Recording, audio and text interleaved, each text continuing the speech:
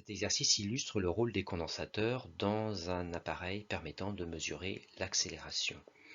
Dans la première question, on souhaite connaître l'ordre de grandeur de la distance entre deux tiges successives du peigne, que l'on a représenté ici en rouge. Pour déterminer la longueur D dans la réalité, on fait un schéma réalité en mesurant la longueur correspondante sur le schéma à l'aide d'une règle, longueur notée petit l, et à l'aide de l'échelle, qui est ici de 100 micromètres correspondant à une longueur mesurée à la règle grand L, on fait un produit en croix pour déterminer petit d. Et on trouve une longueur d'environ 10 micromètres, soit 10-5 mètres avec un seul chiffre significatif. On en déduit la valeur de la capacité à l'aide de la formule qui est donnée dans l'énoncé, avec comme isolant entre les deux tiges de l'air. On laisse la permittivité de l'air en picofarad par mètre, la surface en mètres carrés et la distance en mètres, et on calcule ainsi une capacité en picofarad.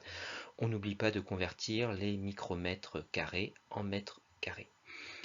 Et on trouve une valeur de 6-10-5 picofarad, très faible devant les capacités usuelles, mais si l'on tient compte de tous les condensateurs de l'accéléromètre, on atteint des valeurs usuelles. Pour comparer les capacités C1 et C2, on compare les distances entre armatures de chacun des condensateurs. Ici, la distance D1 est supérieure à la distance D2. Et comme la capacité et la distance entre armatures sont inversement proportionnelles, on en déduit que C1 est inférieur à C2. Pour la quatrième question, on exploite la relation d'étalonnage liant tension et accélération. On isole l'accélération en retranchant U0 de chaque côté et en divisant les deux membres de l'égalité par grand B. D'où cette expression de AX. On remplace par les valeurs numériques, au numérateur des volts, au dénominateur des volts mètres moins 1 seconde moins 2, et donc un rapport homogène à des mètres seconde moins 2, l'unité d'une accélération. Et on trouve 17 mètres seconde moins 2, valeur que l'on veut comparer à celle d'une moto qui passe de 0 à 100 km/h en 3 secondes. On estime l'accélération moyenne de la moto en divisant la variation de vitesse de la moto en mètres par seconde sur la durée correspondante en secondes, un rapport qui est bien homogène à des mètres seconde moins 2. On convertit 100 km/h en mètres par seconde en divisant par 3,6 et on fait l'application numérique 28 mètres par seconde moins 0 sur 3 moins 0 secondes, soit une accélération moyenne de la moto de 9 mètres seconde moins 2. L'accélération du drone correspond à environ 2 fois l'accélération de la moto. On a donc affaire ici à un drone très puissant.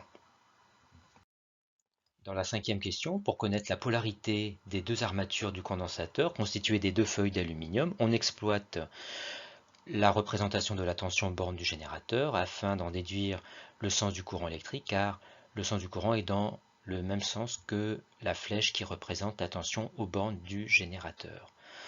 On en déduit donc que les électrons circulent dans ce sens, c'est-à-dire dans le sens opposé à celui du courant électrique. Les électrons quittent donc la feuille d'aluminium 1, qui se charge donc positivement, et les électrons arrivant sur la feuille d'aluminium 2, celle-ci se charge négativement, ce qu'on indique ici en précisant que la feuille d'aluminium se charge avec une charge plus Q et la feuille d'aluminium numéro 2 avec une charge notée moins Q. Pour établir l'équation différentielle en UC, on écrit la loi d'Émaille qui dit que la tension borne du générateur est égale à la somme des tensions borne des deux récepteurs, soit UC plus UR. UR, d'après la loi d'Ohm, est égal à R fois I, et par définition, I est la dérivée temporelle de la charge Q. Or, Q est égal à C fois UC, qu'on remplace ici. C étant constante, on peut la sortir de la dérivée, d'où cette expression de UR qu'on remplace dans la loi d'Émaille. On divise par RC pour écrire différemment cette équation différentielle. Dans la septième question, on souhaite connaître la valeur limite de UC si on laisse le condensateur se charger complètement. Lorsqu'il est complètement chargé, on a alors atteint un régime permanent, c'est-à-dire obtenu au bout d'un temps très grand, noté infini. Et dans ce régime permanent, le condensateur étant complètement chargé, sa tension est constante. Sa dérivée temporelle est donc nulle. L'équation différentielle peut donc s'écrire simplement ainsi. Le terme dérivé s'annulant, il reste donc simplement à multiplier par RC de chaque côté pour voir tout de suite que la tension UC dans ce régime permanent est tout simplement égale à grand E. Lorsque le condensateur est complètement chargé, la tension à ses bornes n'est autre que la tension du générateur. Dans la 8e question, on souhaite résoudre l'équation différentielle qui est de la forme y' plus AY égale B, où A et B sont ces deux constantes. On rappelle que la solution générale d'une telle équation est de la forme grand A fois exponentielle de moins petit a fois t, le même petit a que dans l'équation différentielle, plus grand B, où A et grand B sont des constantes identifiées à t égale 0 et à t infini. On en déduit donc que la solution générale de UC est de la forme grand A exponentielle de moins 1 sur RC fois t plus grand B. On se place à t égale 0, exponentielle de 0 est égale à 1, donc UC de 0 est égal à grand A plus grand B.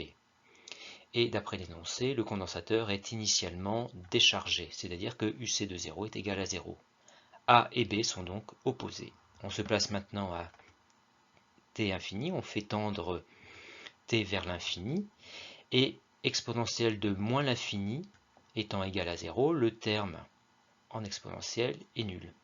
UC infini est donc égal à B, et d'après la question précédente, dans le régime permanent, UC est égal à la tension aux bornes du générateur grand E. Grand B est égal à grand E, grand A est donc égal à moins grand E. On remplace A et B par leurs expressions dans la solution de UC et on factorise par grand E. D'où cette expression de UC. Et on remplace également RC par taux. Et enfin, dans la 9e question, pour déterminer l'écart entre les deux feuilles d'aluminium, on exploite la formule de la capacité de laquelle on isole petit d. Pour calculer petit d, il nous faut connaître la capacité du condensateur, que nous allons pouvoir déterminer grâce à la constante de temps taux égale RC, C étant égal alors à taux divisé par grand R. Et la constante de temps taux va être déterminée graphiquement. On choisit la courbe correspondant à R égale 600 kΩ. On trace la tangente à l'origine de la courbe. Celle-ci coupe l'asymptote, qui correspond ici à U égale grand E, et l'intersection de la tangente et de l'asymptote a une abscisse qui correspond justement à la constante de temps taux. Et ici, on lit une constante de temps de 40 millisecondes.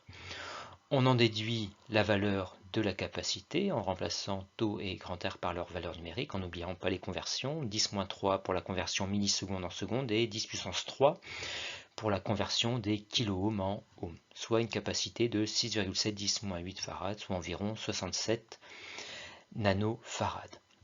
On remplace les grandeurs par leur valeur numérique dans l'expression de petit d. La permittivité du polyéthylène est convertie ici en farad, picofarad en farad, d'où 10-12. La surface du carré, ici 25-10-2, la longueur du côté du carré convertie en mètres, et ici la valeur de la capacité déterminée juste avant. Et on trouve une distance entre les deux feuilles d'aluminium de 1,8 10-5 mètres, c'est-à-dire 18 micromètres.